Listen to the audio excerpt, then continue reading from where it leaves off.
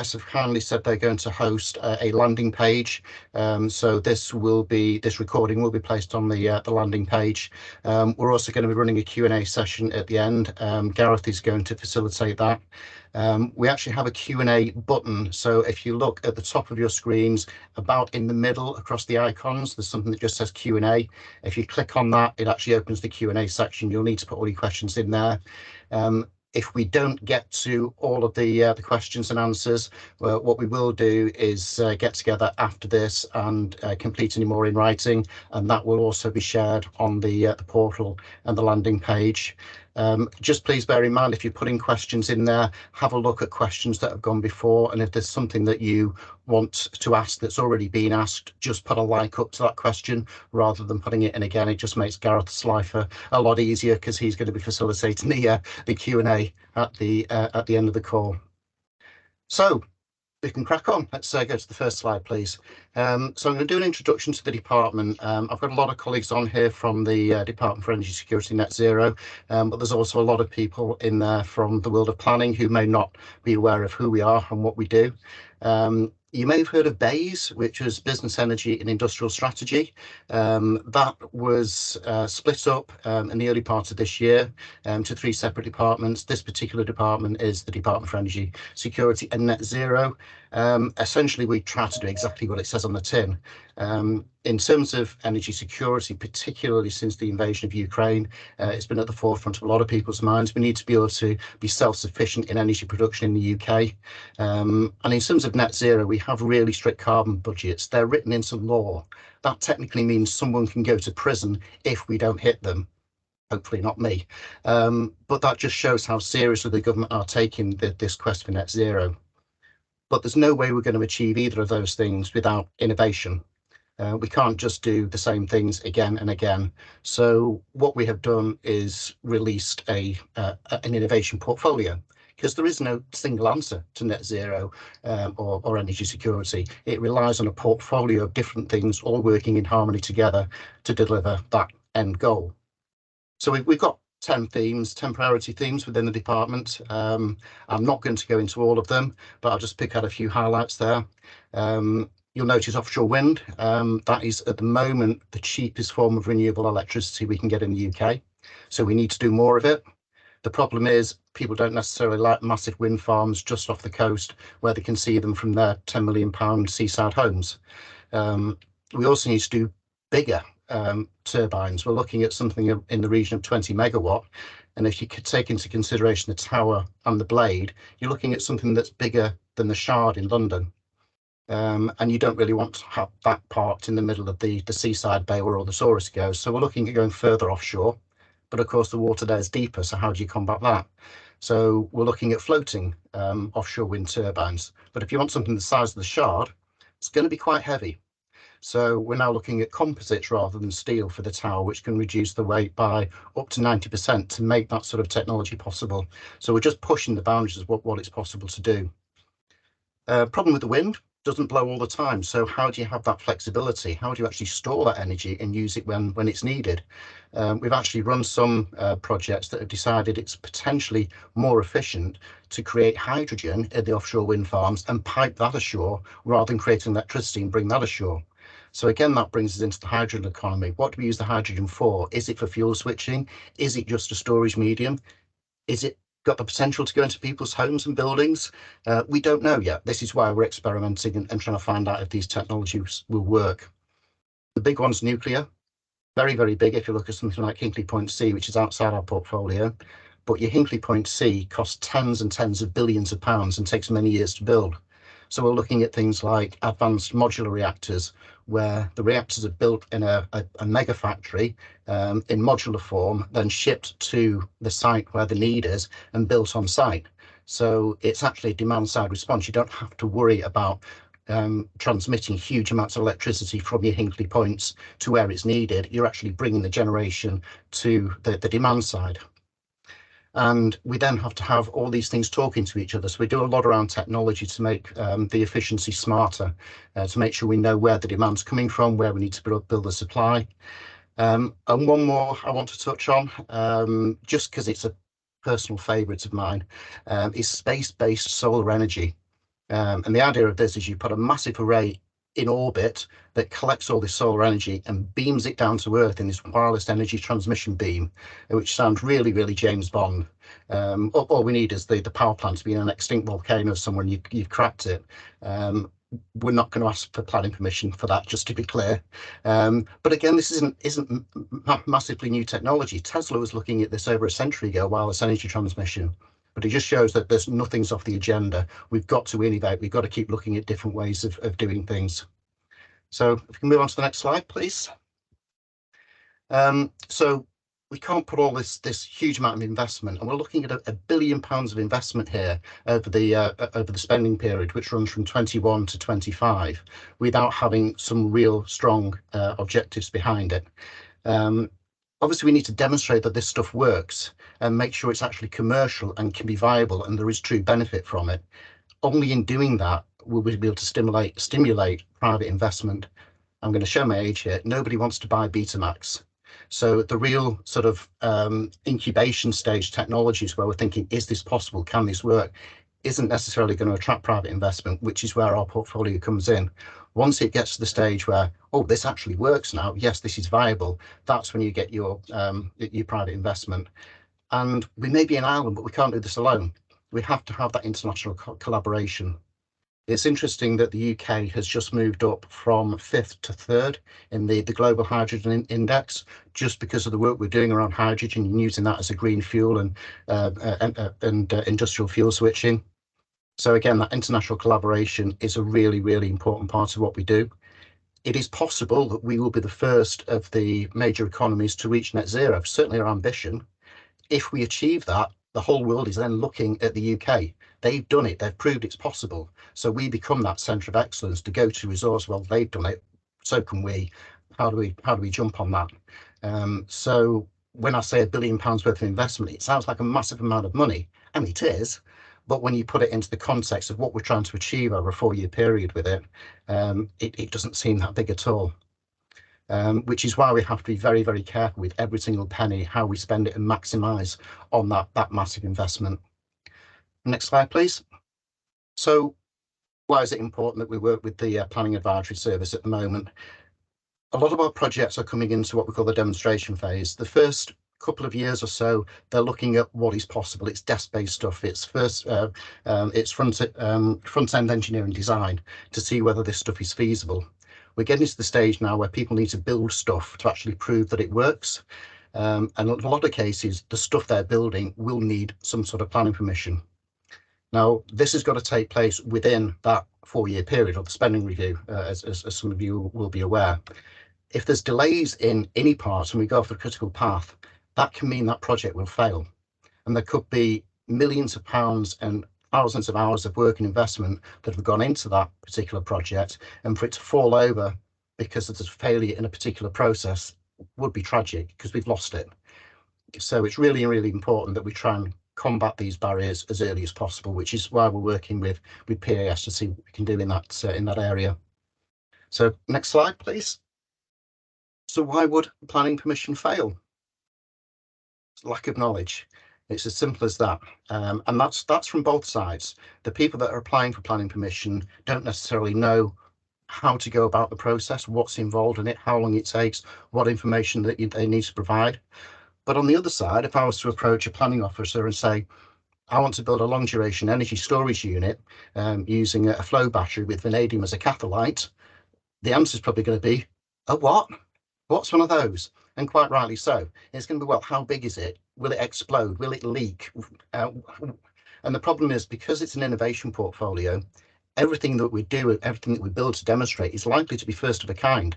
So the planning officers don't have the luxury of going, oh, they built one of those in Oxford last year, let's have a look at what they did. They are literally at the coalface, probably not the right word to use in this format. But they really are on the front line. They have to be the innovators. Well, how do I deal with this planning application? So in conversations that I've had with Peter, we've looked at planning performance agreements, which is basically a way of giving structure and surety to that process, which we hope some of our projects will be able to utilise to make this process less painful going forward, and hopefully achieve what we need to achieve in the appropriate timescale. And at that point, I'm going to hand over to Peter, and he's going to talk us through PPAs. Thank you. Okay, thanks so much, Steve, for that introduction part. So what we'd like to do now, but before I go up into my presentation, I'm going to just launch a couple of polls just to understand the audience we've got here today, because you're coming from different directions. There's local authority planners here. There's quite a few government people. There's also people from the development community. So what I'm going to do is I'm just going to have a couple of polls. I'll launch the first one now, hopefully, if this works.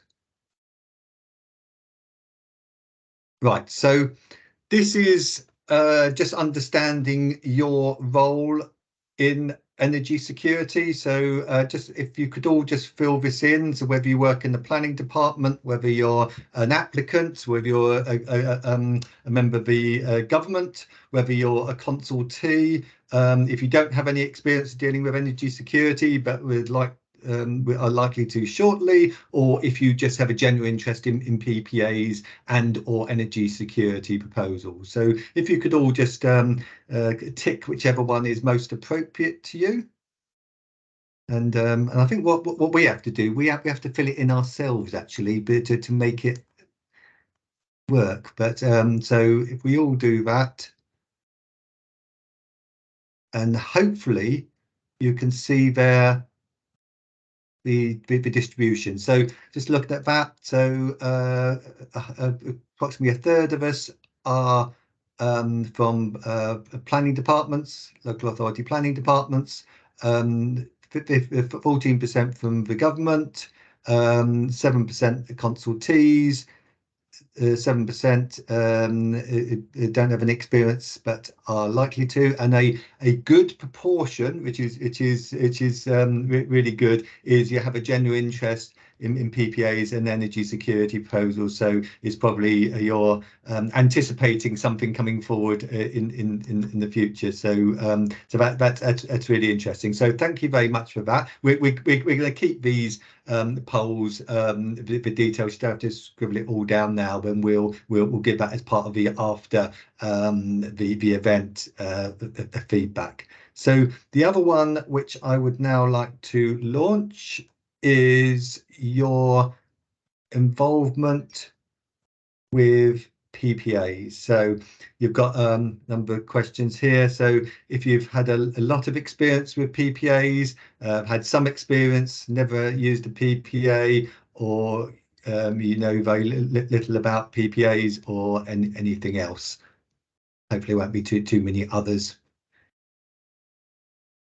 So if you can all do that. And I'm just looking at the responses here. We did do a test one earlier when we put other, so hopefully that was the only other.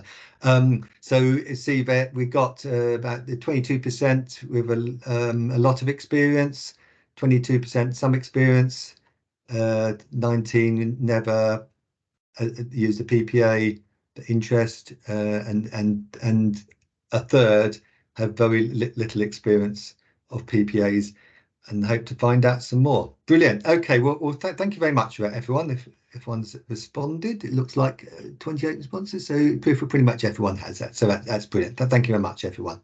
Right. So what I will do now is, yeah. So yes, and Steve's just put up in the chat. Remember the Q&A. So if you press on Q&A on the top line of your screen, and if you have any questions, can you put those in there? As Steve said at the beginning, Gareth's going to be compiling that, and he's going to be our compare once I finish my presentation. So put all your questions there, and also if you particularly like a question that's come up, please do indicate that as well. So that'll help us hopefully prioritise the questions that are asked. So without further ado, I will now launch my presentation.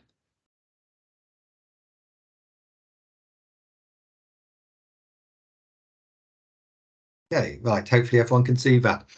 So I work for the Planning Advisory Service. And for those who don't know about the Planning Advisory Service, just a very brief introduction. Planning Advisory Service is part of the Local Government Association. We are a team of 15 now. The newest member of staff arrived yesterday. And we are funded through two government departments, DLUC and its Department of Levelling Up, Homes and Communities, and DEFRA. And our role is to support planning authorities throughout England. So we are there to provide whatever support is needed to planning authorities, but are directed through the grants that we receive through DLUC and DEFRA. The DLUC grant is focused on development management, which is my main area of expertise, which I'll be talking about today. Local plans. We've also got developer contributions. We've got free ports. We've got the NSIP programme, which Gareth leads on, and a number of other sort of, if you like, mainstream planning areas. Our DEFRA fund is focused on biodiversity net gain, which is obviously very much in the news at the moment, and also nutrient neutrality. And the other programme we've got is the local nature recovery programmes. So we get our programmes through the government, but we are there to support planning authorities by either helping to communicate new government policy, or to ensure that planning authorities have their say in new government initiatives and consultations, etc. We've just finished a major consultation on local plan reforms, and some of you may have been involved in that. We've been travelling up and down the country, helping councils to respond to the latest government consultation. So today I'm going to be talking about PPAs, and I'm going to be talking generally about PPAs, although wherever possible, I'm going to try and relate it to the energy security schemes which Steve talked about.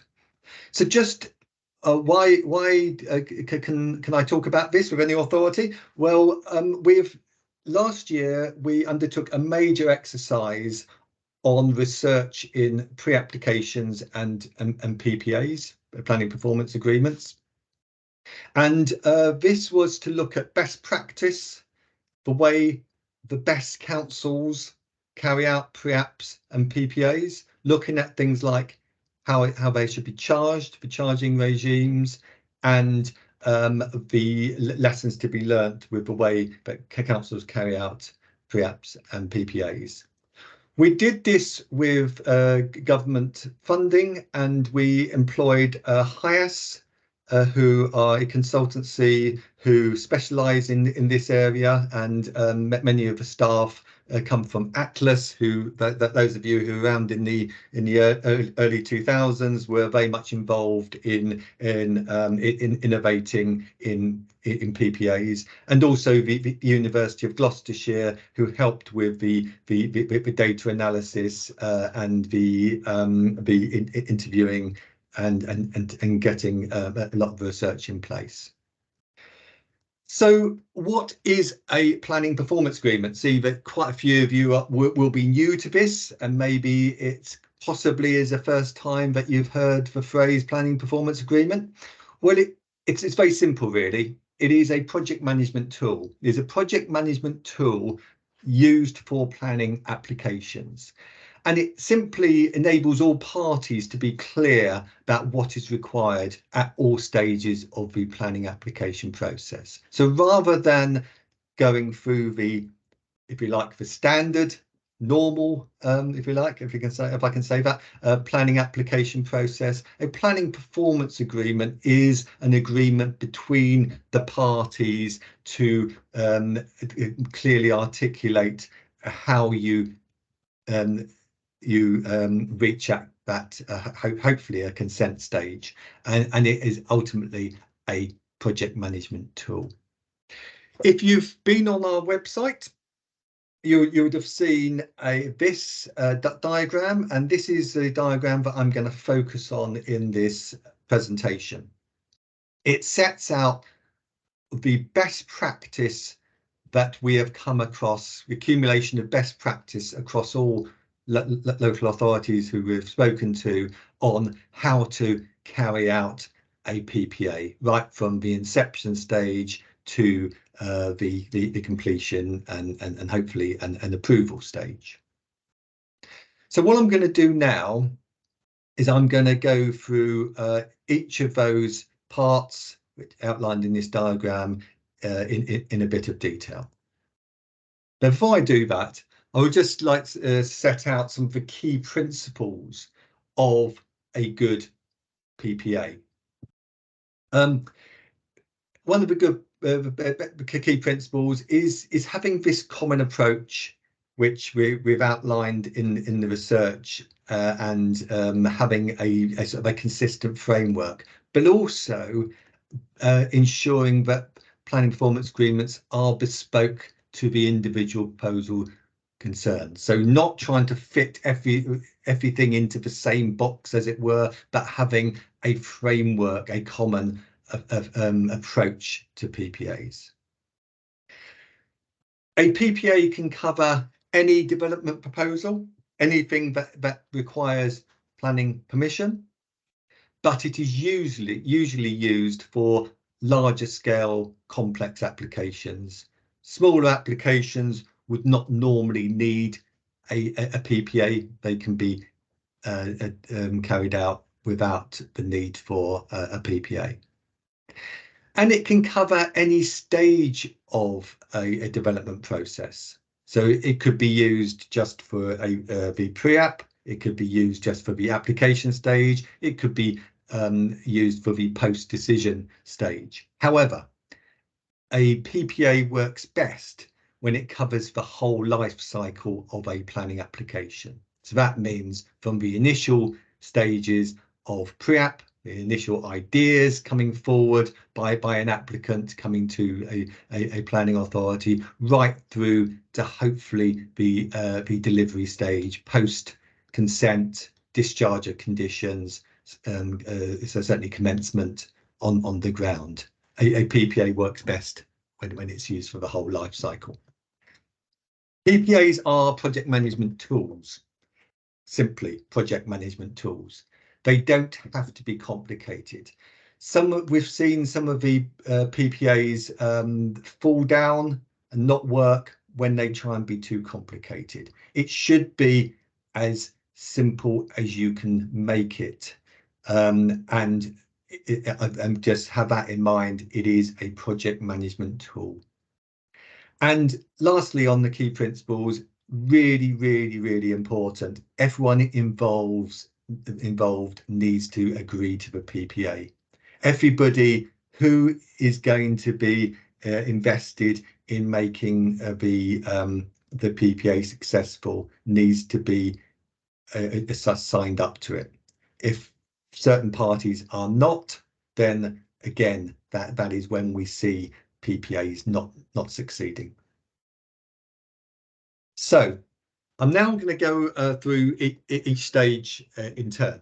So first of all, the inception stage, really important. When you start a PPA, this initial scoping inception stage. And the first question that needs to be asked is, what is the purpose of a PPA? So why are you having a PPA for the development concerned? Is it because it is complex and can't be easily carried out through the normal planning application process? Is it because it's contentious? And so therefore it is known that there's going to be a potentially rocky road ahead, and so this helps to smooth that process. Is it time dependent? Steve has talked earlier about many of the energy security projects being time dependent, and so therefore it's really important to nail down timescales at a very early stage. Does it involve many different parties? And so it's really important to bring those parties together. or is it because it's the strategic nature of the proposal coming forward? Often it is all of those reasons, but it's really important to nail that down at a very early stage. Second one is, who are the signatories to the PPA? Who is it who is actually going to sign up to this PPA? Have you got the right people round the table? The obvious ones, and you always need, for obvious reasons, the applicant and the local planning authority. But who else? Funders, potentially government departments, outside bodies. Who is it who needs to be involved in this PPA? What are the issues to be addressed? If it's going to be straightforward, you don't need a PPA. So what is it that is potentially going to cause issues which you need to address? Is it one key issue? Is it because of a many layered and interdependent issues that require the need for a PPA? Or is it because, for example, the politics, it could be extremely contentious. It's going to get a lot of public interest. And so what is it that the issues you need to address? Who are the individuals who are running the show? So be clear. I think PPAs, more than anything else, it comes down to individuals working together. The individuals will normally be the case officer, who is going to be determining the application, and the project manager from the applicant side. So be clear, who is it? Who are the individuals involved?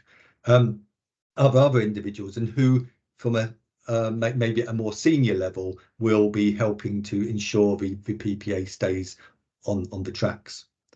And who's on the project team?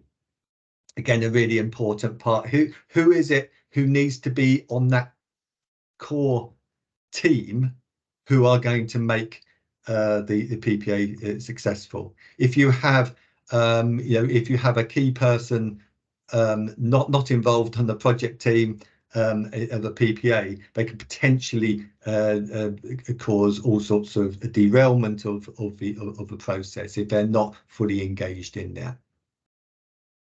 And then the stakeholders, the other stakeholders, the consultees, potentially councillors, community organisations, government departments, funders, etc.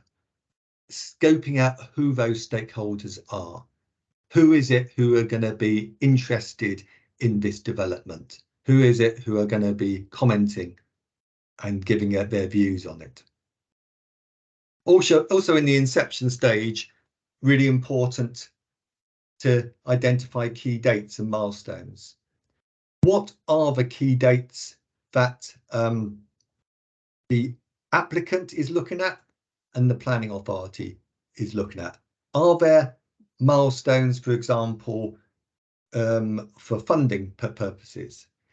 What we tend to find is that the applicant will be over optimistic at the beginning.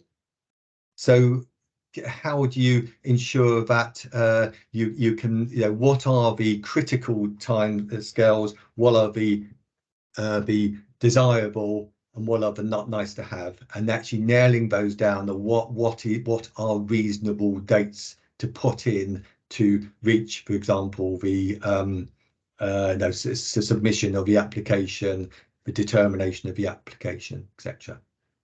Setting out performance standards. So agreeing within the team what expectations everyone can live up to. So, for example, agreeing lead-in times for information. When should the applicant be providing information to enable the planning authority to respond? What are the response times that are reasonable for the planning officers and the consultees? Who should be attending meetings and what performance standards you're putting on that? So, for example, if someone can't attend, is it reasonable for someone to substitute, etc., etc. So putting down, from both sides, what will be expected from both sides. setting out the risks, being absolutely clear what critical risks exist. So funding deadlines. What happens if we don't reach stage X by this date? Does that mean the funding's lost? Is it critical to have infrastructure delivered at a certain point? Do we know, for example, whether the application is going to be delegated or going to planning committee? If it goes to planning committee, it will inevitably be a risk because it is taken out of the officer's delegation responsibilities. So setting those timescales and any other council or other decisions that need to be made. So setting out those risks right at the beginning. And then lastly, on the inception, who's paying? It'll normally be the applicant who pays the for the PPA, but just being clear about that. How is it being paid for? Is it being paid for other mechanisms? Really being upfront and honest about that. And I'll go into the costs a bit later on. Now, this inception stage, to say, is really critical to the success of a PPA. What we have found, and a best practice indicates, is you probably need to get everybody who needs to be round the table for a workshop, normally a day's workshop, to thrash out all these particular issues, and then at the end of it decide whether the PPA is the right route, whether it's not the right route, and if it is the right route, how is it going to be done? So that often is what is needed, but obviously don't overcomplicate things. If it can be done through exchange of emails, then great. So sometimes it's very straightforward. Everybody understands right at the beginning. It's rare, but occasionally it is, and therefore you may not need that. But just that inception stage, if that is carried out successfully, then it's a great start for a PPA. Then you go on to stage two. Stage two is to actually draft the PPA. Now, if you've gone onto our website, we have got on our website a PPA framework. So I should say PPA framework, not PAS framework. And that sets out a template framework, whatever you want to call it, for putting a PPA together. Doesn't mean to say you have to follow that. It's got guidance notes on it, but it's a starting point. So you can use that to get things going. And obviously base that draft PPA on the inception workshop. If you've carried out a good inception stage, then the drafting of a PPA should be fairly straightforward. Normally that is led by the planning authority, who will take the lead on getting it agreed and signed. Reason for that is because the planning authority will know who the various consultees are and the people who need to agree to certain timescales. So they are the ones who would normally go around chasing different people and getting it agreed. But then again, quite often the applicant will take a lead on that. So very much depends on your project. And really important. Again, I've been involved in a lot of PPAs in my days, and don't overcomplicate matters. PPAs do not have to be complicated documents. When you start getting the lawyers involved, there's no lawyers on this call, but I mean it can complicate matters. Sometimes it's necessary, sometimes it's unavoidable, but if you can, try and do it as an agreement between the parties, as I said at the beginning, a project management tool, rather than trying to get lawyers poring over every word. That obviously helps. And try and do it quickly. You don't want to be spending months on drafting a PPA, because obviously you want to get the proposal submitted. You want to get to a planning application stage. You want to get on with things. So it's not going to be perfect first time. It can be, PPAs can be amended, can be tweaked, and I'll go into that a bit later. But don't try and make it into an industry in itself. So then stage 3, signing the PPA. Now this is an important stage, because it needs to be signed by the organisations that matter. So obviously the planning authority is very important, the applicant is very important. But if, for example, a critical part of the getting a consent is the involvement of transport, for example, then the highway authority needs to sign up, physically sign up, but agree to the PPA, and ensure that they understand the timescales and they buy into that. For the planning authority, it should be somebody at a senior level, so that they can take sort of responsibility for what is put in the PPA. So that's normally the chief planner or the head of service. And who are the accountable individuals? Again, the PPA is a very important commitment from all sides. So making sure that there is an accountable body, and if things don't go according to plan, who is going to be brought in to help resolve those issues? And say the project team signing up to the PPA. And this last point about making it public, often quite a contentious issue. Often, certainly from the applicant side, they won't want to have a PPA initially in the public domain for confidential reasons. It is better that it is. If you can make it a public document and be open and transparent about the PPA, is great. Appreciate that's not always possible and not always desirable, but what is important is it is clear at the beginning what is the status of a PPA. What if there's a freedom of information request? Have you been, from all sides, just understood what the accessibility of the of a PPA, and then implementing the PPA. So when you do this, it's really important to set up meetings so that you can link that to key milestones. Diarise meetings in advance. So how are you going to meet the key milestones? Making sure you have enough lead-in time so that the things that you are committed to do, you can actually do. And include project review meetings, because when you're doing a PPA, inevitably it won't go absolutely according to plan. They very rarely do. But just be ensure that you have the right meetings and the right simple things like when people are on holiday, so the lead-in times for dealing with certain information.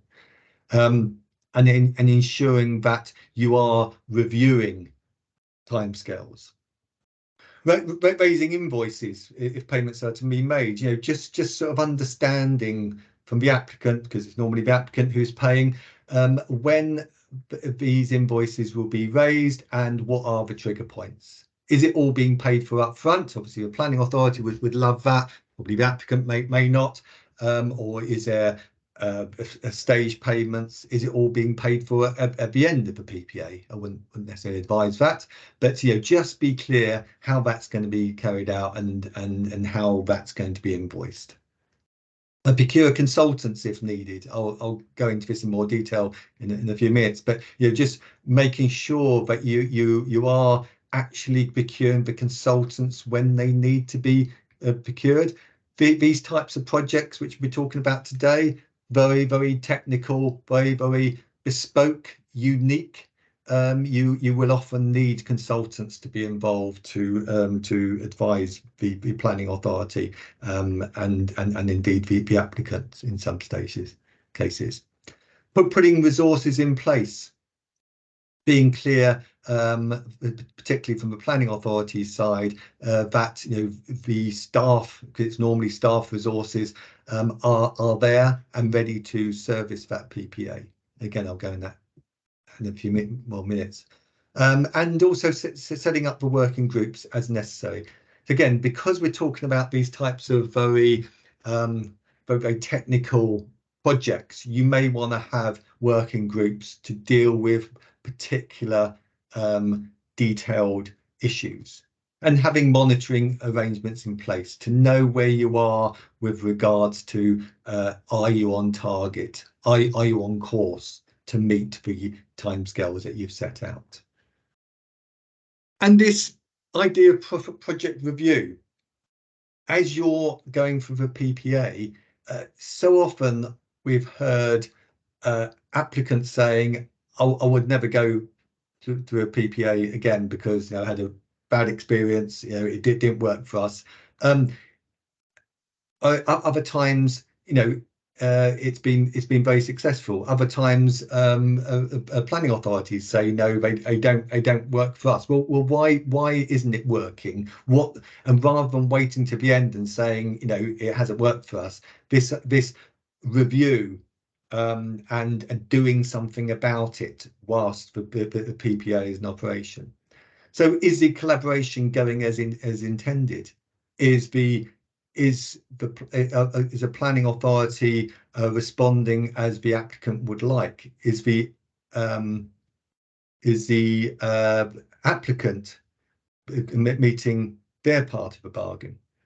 Are the individuals working well together? Are you having the review meetings at the right intervals?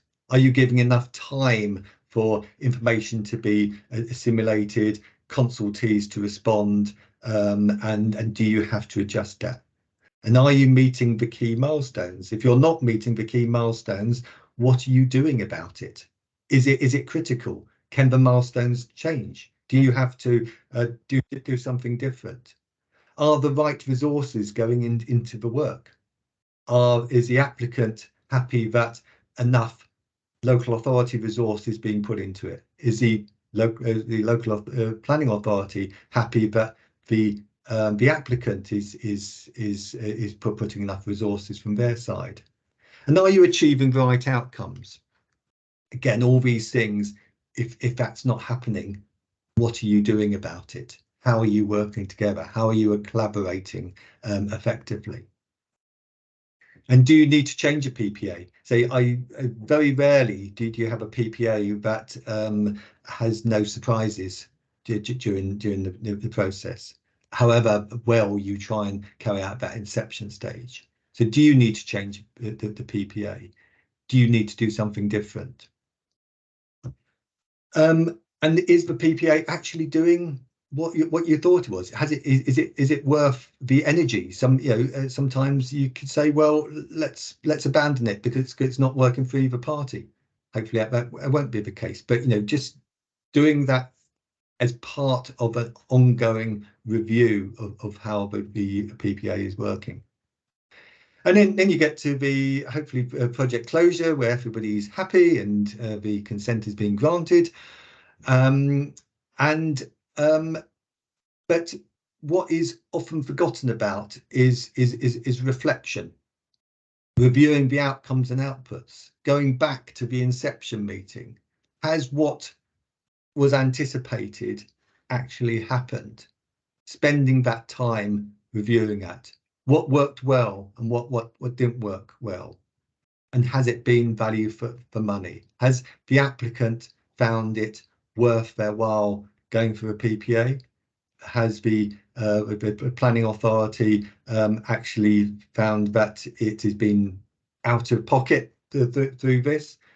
And will all parties do it again? And if not, why not? Because this reflection and learning, certainly from a planning authority, they will need to often tweak how they do PPAs ongoing, because and getting that feedback at the end is really important.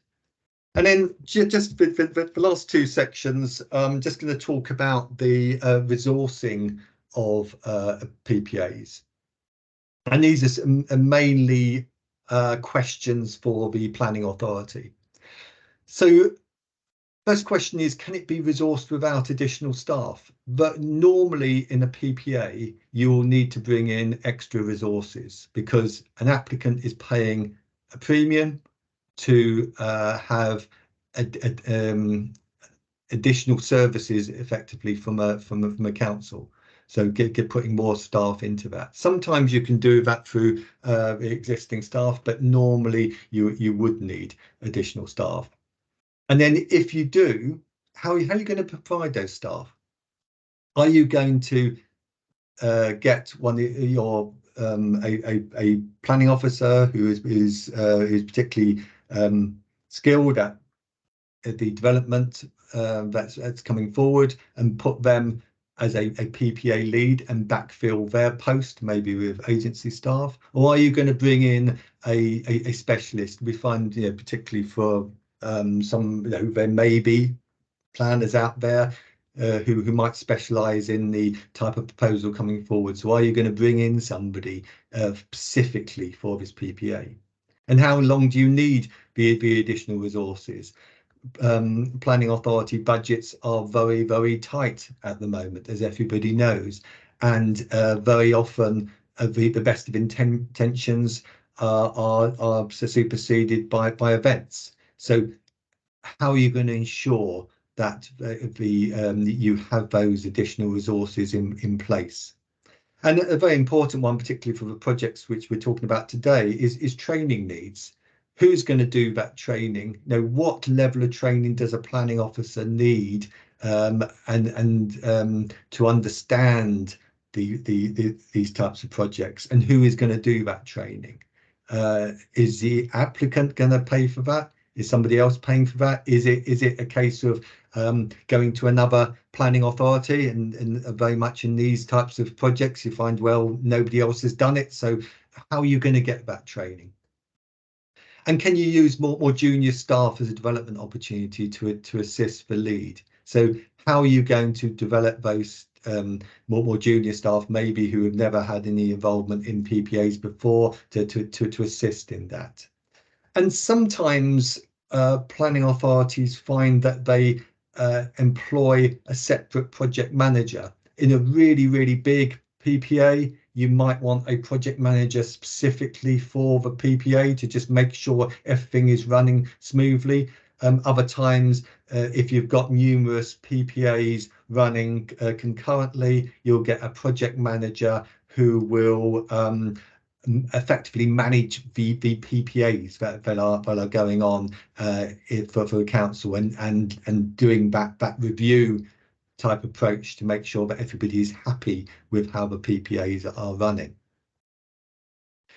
And with regards to fees, trying to cost how much it's going to cost a planning authority for a PPA. I refer you to the PREAPS fee calculator that has on its website. It is a starting point that you can use. It is a fees calculator that we've sort of combined the best practice from different planning authorities to come up with this. It is something that you can use to demonstrate to an applicant what the actual costs are for a planning authority, because again, you can spend a lot of time at the beginning of a process arguing over fees. Obviously that's sensitive for everybody. If you can use a fees calculator and be quite open about how you've assessed those fees, that's obviously very beneficial. And who is paying for external support and specialists? Is it the applicants paying for everything? Is it is it coming from another source? Is the council paying for that? So again, it needs to be fleshed out. And who will manage changes in costs? So very often in PPAs, additional work is required. There may be a bit of an argument about whether that's come up as part of the initial deal, as it were, or if it's additional costs, just being clear about how that's going to be managed. And then my final slide before we have the Q&A is procurement and budgeting. Again, primarily focused at the planning authorities. So one of the things which often derails a PPA is trying to get specialists in, consultants in, who need to be involved to enable a planning authority to understand the information that is being put to them. If that needs to happen, you need to understand how you're going to procure the necessary expertise, and don't leave it too late. Public sector, the local government procurement rules are particularly where they're more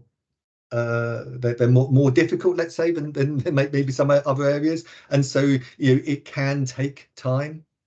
Do you need to set up a call-off contract with a number of suppliers? And if you do, have your finance team bought into that? Is that within your own financial regulations for your council? Or have you got an alternative procurement framework to go through, either through your own council or through other mechanisms, so you can procure the necessary expertise that you need when you need it without having to go through a full procurement process? Talked about this idea of upfront fees or stage payments, being clear right from the outset. Is the council wanting all the money up front? Applicants will often not want to do that for obvious reasons. Or how are you going to have stage payments? And just lastly, about where the income is going to go. If you're getting, a local authority is getting money for a PPA, making sure that that money goes to the right place. It sounds obvious, but making sure you can invest it in the planning service and to support the PPA, and what governance arrangements are in place. Right, okay, so that is I've stopped presenting now. So that is just a run through. Hopefully you understand better PPAs. Now I'll hand over to Gareth. Thank you, Pete. That was really, really helpful. You're perfectly on time as well, so thanks for that. And that does mean that we have got a good 20-25 minutes for questions, and we do have 2 or 3 ready, which is great. Thank you for those. But I would encourage people to, either drop the questions down in the chat or in the Q&A, or if we have time, we will have, ask people to raise their hands and come in as well, because as well as Pete and Steve from DESNZ, we do have a range of other colleagues on the call from the government departments, as well as local authorities, and even some potential applicants as well from the private sector. So I think this is a great opportunity to share questions and maybe combine kind of our knowledge as a whole to try and explore this issue as far as we can. Shall I? And given that we have got a little bit of time, I think Nick Johnson, if you wanted to kind of maybe put your question in your own inimitable voice to Pete and Steve, you'd be welcome to do so. Okay, there's a couple of points on there, and I think just the one that's most obvious in front of me. We found from NSIPs that we've had PPAs in place and that we've dealt with them, but when we've got the NSIP or the DCO out the other end, there's almost twice as much work to discharge the conditions. And given that the onset of the original purpose for this is speedy resolution, what's the best practice around let's not have conditions being discharged, let's get it all up front, let's get it dealt with, and literally when the applicant's got their planning permission in this instance, they can go away and, subject to the permitting, get on with it. And sorry, Nick, I should have said it's probably worth just quickly saying where you're from as well, because is it Norfolk, isn't it? Yeah, Nick Johnson, Head of Planning at Norfolk County Council. Thank you. Great. Yeah. Thanks so much for that, Nick. So yeah, I mean, I would say great if you can do it, because there's, I mean, there aren't really any rules in the PPA it is what rules you agree as you know between yourselves and the applicant. So getting a sub where you haven't really issued a decision until sort of pre-commencement conditions are discharged, because effectively you can't start on site. So having conditions, well, certainly draft conditions agreed up front is certainly a good practice. You know, it is whatever you can reasonably agree between yourselves and the consultees, I'd say. I mean certainly some things like let's say, well, the last stage of any pre-app should be that you've got everything, like for example the validation, all the information is submitted, and you go through the validation list to make sure that's all sort of ticked off before you submit the application. And I think the front loading as much as you can is best practice. And yeah, I mean I don't know if they've quite gone as far as what you're suggesting, any PPAs that we've seen, but certainly yeah, if you can do that, great. Yeah. And it sort of follows on from that. The other question I raised was really about examples of PPAs where you've linked the planning application to the environmental permit, which, given what we're talking about, will almost invariably require some form of permit. Yes, I mean that would be. I mean, obviously that would be outside of the planning authority's control. So you're saying for the Environment Agency, for example, starts signing up to a timescale for that through the actual PPA processes. I'm saying, is there any examples of good practice where we've had a twin track and the PPA has been linked to your, let's say, consistent with, shall we say, a prompt granting of an environmental permit? Well, I'll tell you what I can do, Nick. I can't think of any off the top of my head, but we do have a group that we set up of interested councils who are helping us with this work. What I can do is I could do a bit of a shout out to see if any councils can give example of that for you, if that's helpful. Yeah, I can't think of anything off the top of my head, to be honest, but I will put a task to myself to look at that for you. Thank you. Yeah. Thank you, Peter. Thanks, Nick. I think this is it, isn't it? When we get into these subjects, at the outset, it is simple, but it can get very complicated very quickly. And just having a bit of a sense of what's being done in other areas can really help, as well as what's possible. So I think this is where, hopefully we can help in PAS as well by drawing on that network. I will, Steve, you posed a question yourself, didn't you? It is the same Steve Densley, is that right? So that's me. About complexity. There's only one of me, thankfully. Yeah. Yeah, it was about at the outset you said that PPAs were used for large or complex applications. A lot of the demonstrators that we'll want to build, or our projects will want to build, aren't necessarily large in terms of scale, but they will generally be first of a kind. So would that normally fall into the category of complex, because nobody's ever done it before, so nobody really knows what the rules are?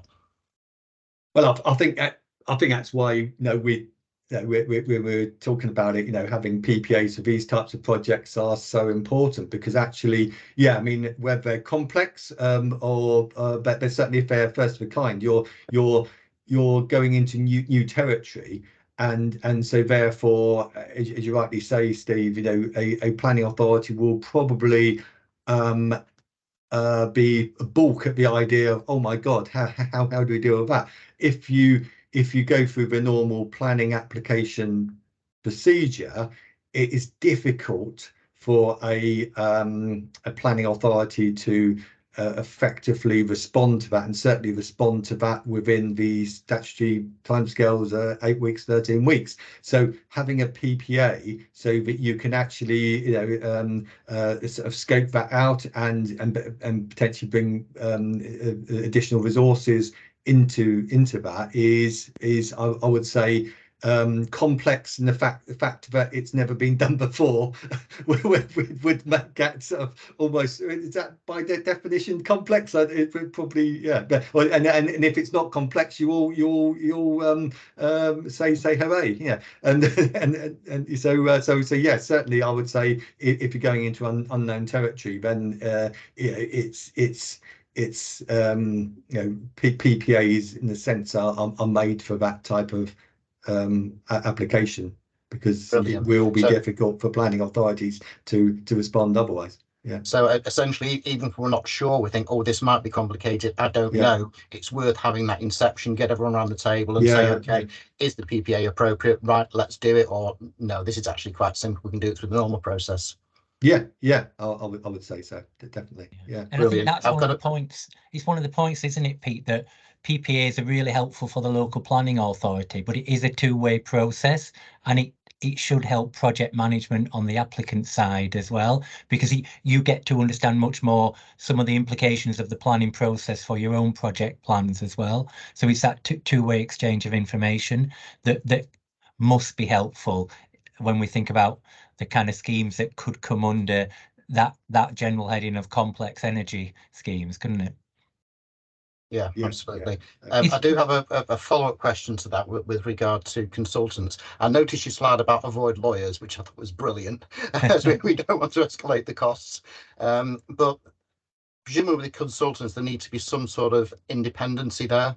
And the problem we have with cutting edge science is that the people that know about it are probably the people in the project, or potentially one of their competitors who are racing to demonstrate it first. So it's quite difficult to actually find somebody independent.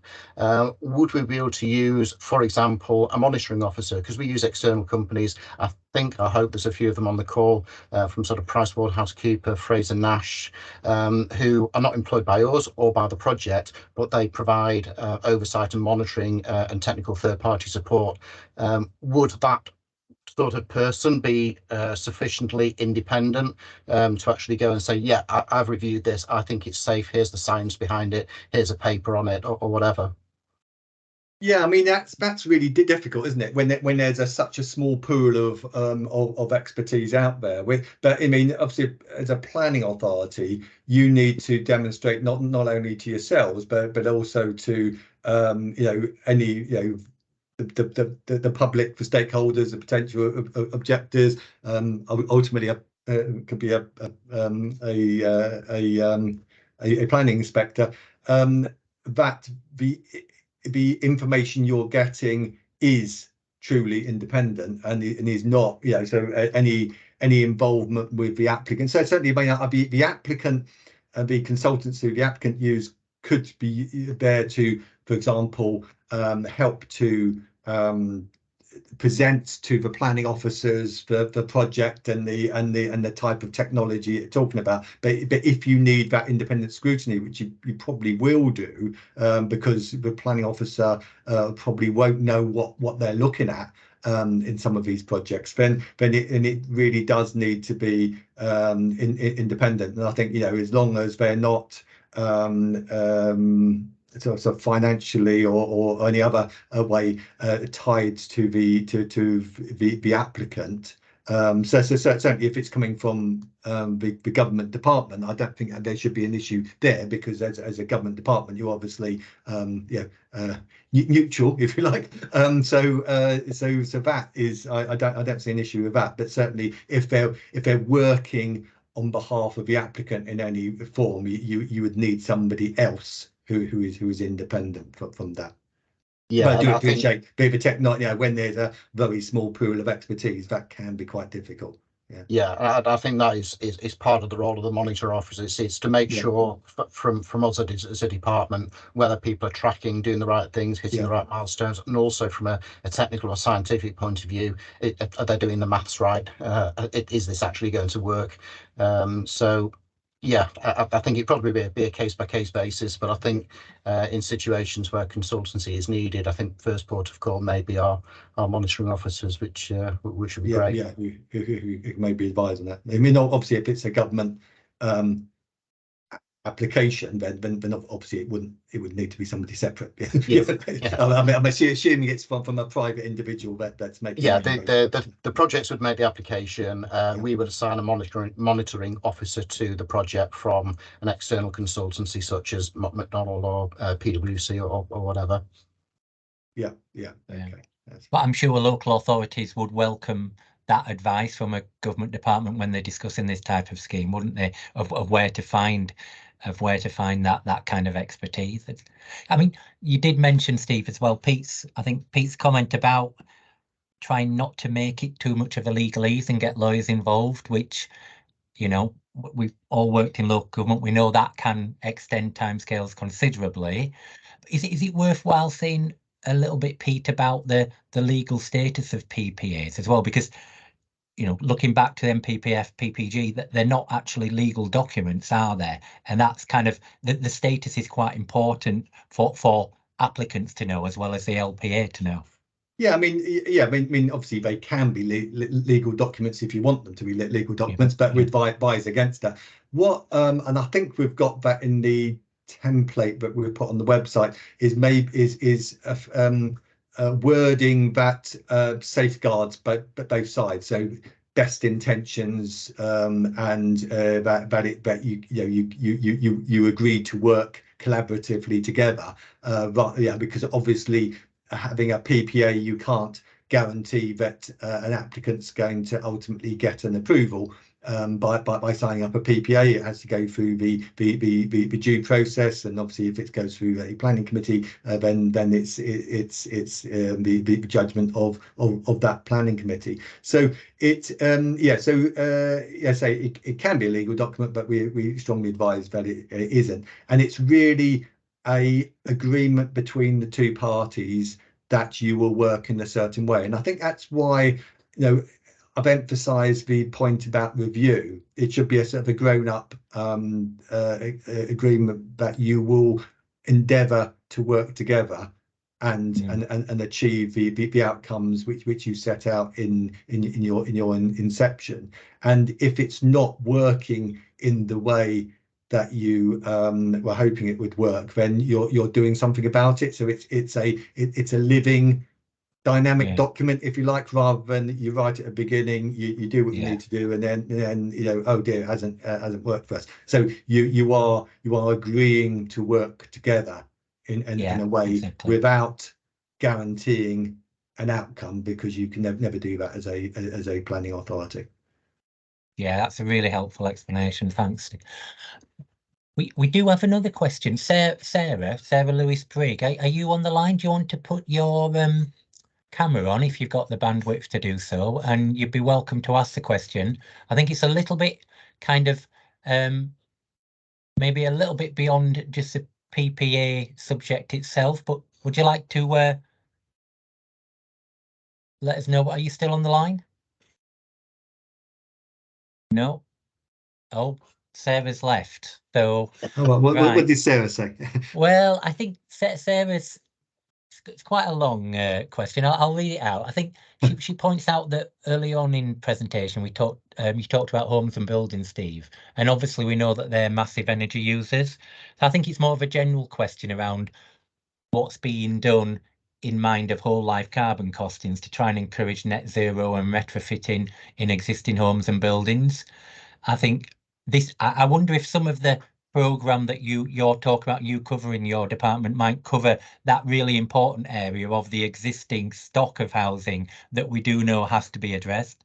Yeah, absolutely. We've just gone through a program called Whole House Retrofit, where we've looked at different types of properties and the cost of basically an intervention there. And it's not just about, okay, let's fit a heat pump and see what happens. You've got to make sure it's insulated, it's got the right windows, you've got to have the right the right metering to make sure that you're using the electricity at the right time, and what savings have been made. And we've also then when we got to the end of these retrofits, spoken to the residents and found out what they thought of it. Some of them are over the moon. They say it's amazing. We've had some of the older generation that said, I don't like it, I find it complicated. The interface, I've got to use the buttons, I need to press it too small, don't know what I'm doing. So this is all part of the research and the innovation that we're actually conducting at the moment to find out what the true cost of that will be. Is it viable? Does this technology work? Is a heat pump the appropriate thing? So yeah, there is a huge amount going on in the background for that. We've just, in the last day or two, launched a new competition around making heat pumps more accessible, particularly for the distress situation. My gas boiler's broken, I need a new one. Well, at the moment, if you need it immediately, you go and buy another gas boiler, because the lead time to get something like a heat pump fitted is much longer. So it's getting that more accessible. We're looking at finance options to say, well, look, people can't necessarily afford it straight away. Can we look at green finance to make it more accessible to more people? So there's a whole portfolio of work going on in the background. I touched on it very, very briefly with the 10 themes I listed. But yeah, there is there's a lot of work going on. It's such a big program and such a big area of work. We can't cover everything here, but I think the message is, certainly for planners on the line, this is going to start appearing more and more kind of in our local environment, in our local towns and cities, and it's really good to get that heads up.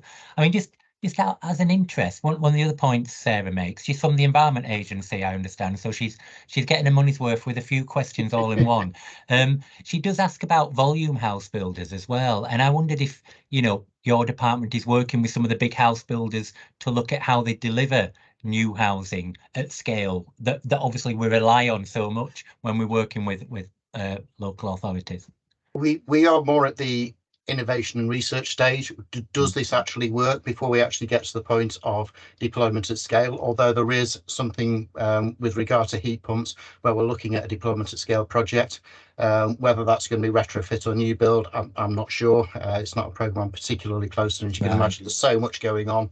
One point I would make with new builds, though, and you guys will probably know far more than me on this, that planning policy does really lag behind quite a way, as much as a couple of years between policy and implementation. So even if the NPPF said tomorrow, right, all new builds have to have a heat pump, the stuff that's in progress doesn't fall under that new rule. So anything where they've broken ground for the next couple of years, they can still use the old rules. So there's always a delay there. So even if policy changes, it takes a while to catch up. So that may be a partial answer. And we work with quite a few authorities that were pushing on the edge of what they can do through policy to try and kind of deliver that more soon. Definitely. Nick, did you want to come in on that? No, it's a different question. Good. That's good. Please ask it. I'd be very welcome. Okay, I'm mindful I've already had me 2 penneth worth, but this may again be slightly out of the remit. But when I've dealt with pilot projects in the past, there's often been a profile of, you know, if this project works, it then moves on to another project. It doesn't go straight from project to final solution. You know, that there is a scaling up element, and I'm wondering whether there's best practice, whether it's through the PPA or elsewhere, about how to deal with things that are actually being scaled up. So, you know, you might get a planning application, permit issued. It works, we now need to move on to the next phase, you know, and it's a bigger, you know, 2.1 version of what we've just built. We're going to move it down the line, or we're going to do it on the same site. So that's my question: is how can we give flexibility within the process for the fact that what we're approving might only be one part in the process to get us to the final technology? So this is a question about particularly staging, particularly for innovative type work, staging that kind of initial testing phase up to delivering at scale. It'll never go from pilot to final. This is what we're going to deliver. There's always going to be, you know, possibly 2 or even 3 stages where the technology now works on a bigger volume, you know, wider feedstocks, you know, in terms of waste management. It could be different, you know. So there's that gradual movement to when you've got something that they can then deploy to the market, you know, en masse, you know, throughout the country. Yeah. Is that something that could be covered in one PPA, do you think, Pete? Or are we talking about kind of different different PPAs, different agreements, because it's I can imagine it can be different even if you don't have a very strong scoping stage, and it kind of in to anticipate everything that might need to be covered. Yeah, I mean, I suppose I'm just thinking of a sort of similarity. I mean, I suppose you can often get. I've been involved in PPAs which have been sort of multiple applications, so they're not just one for one proposal. You know, you so I'm just thinking of my head really, like, you know, I don't know if it's a major urban extension or something, you would have a, you know, you would have a PPA to cover the whole series of planning applications that you need to go through to get. So I suppose in that sense, if it's in the same provided it's in the same local authority, or well, you know, actually having an agreement, you know, it's an agreement with the developer, with the applicant. And so therefore, if you can agree that actually there's a number of these that are coming forward, and you want to actually get the planning authority engaged in that longer term, it will help the planning authority, because you say, actually, because we've got a whole series of these coming up, it's actually worth us employing a new officer who will take all these applications through, because we know they're coming along on this pipeline. So from a resourcing point of view, I think that would be, and then you get somebody with that level of expertise, because obviously that planning officer then builds up their level of expertise, because they're involved in those different proposals. They're scaling up, as you say, Nick. So I think yeah, I mean, that would be a good approach, and I think it's something, you know, I know some people on the call are from the development community, or certainly interested in that. You know, a way of getting planning authorities to really sign up to this is that would be a good way of doing it. You know, sort of getting whether it's a multiple PPA or it's a big PPA with multi, you know, with stop starts, if you like, as part of that. I think most of these technology, or the ones I've been involved with, they need to run the kit for, I don't know, is it 100 or so many days, and they've got then they get the report, then they can secure more funding from whoever's providing. It's the proof of concept, and then right now we can go on to the next stage and invest, and you know. So, but I suppose, yeah, it's a good idea of, you know, signing up. You know, you may be in for 3 or 4 iterations. That's a good point. I can give you an interesting example of that. If we look at direct air capture, which is basically sucking carbon dioxide directly out of the air and capturing it and disposing of it, the actual scale of that is huge. Just the bit that sucks the air in can be a 3-story stack, because there's not much carbon dioxide in the air, so you need to get a big volume of air, and from that you can actually store that carbon dioxide in something the size of a fire extinguisher.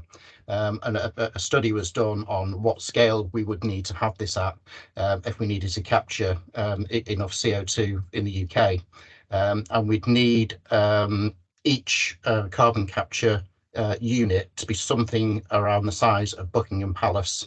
You'd need 20 of those per location, and you need around 100 locations throughout the UK if you wanted to scale it from this demonstrator that's in a building somewhere. So yes, this actually works, to something that could capture all the carbon dioxide that we emit. But the actual technology is exactly the same all the way through. But when you start to get things at scale, you obviously have other considerations. So I think it's a question of sharing the knowledge. Okay, we know the science works, we know what it does, we know there's no environmental risks to it with what we're doing, so we're happy with that side of it. But you're now looking at something that's the size of a housing estate rather than something that's the size of a shipping container. So I think that's part of the dialogue that we would need to look at. I'm not suggesting we build 1,000 Buckingham Palaces. That was just an in theory projection. But using the offshore wind example, if you've got each turbine is larger than the Shard in London, that's quite significant infrastructure. Okay, I appreciate planning for that, and offshore is slightly different, but the theory is the same. Yes, we proved these work. We now build a massive one. There's other implications there. It's fascinating. It really is amazing to hear. I mean, again, I suppose to answer Nick's point as well, it can be done in a PPA, and we can phase that as Peter explained is good, but you need to have the confidence on the side of the authority and the applicant themselves in terms of what some of the implications might be, and that's why it is so important to have some of these discussions very early on. I just imagine you trying to talk to your members about building so many Buckingham Palaces in your part of the world, Nick, to kind of reduce CO2. It's kind of, yeah, it's just I'd have to use the difficult. word Sandringhams, I think. It'd go down better, wouldn't it? You see, this Yeah. is what you're paid for. That's that advice is critical. Yeah, that's really helpful. We are coming up to 25 past. I don't know. Have we got any more final questions or queries?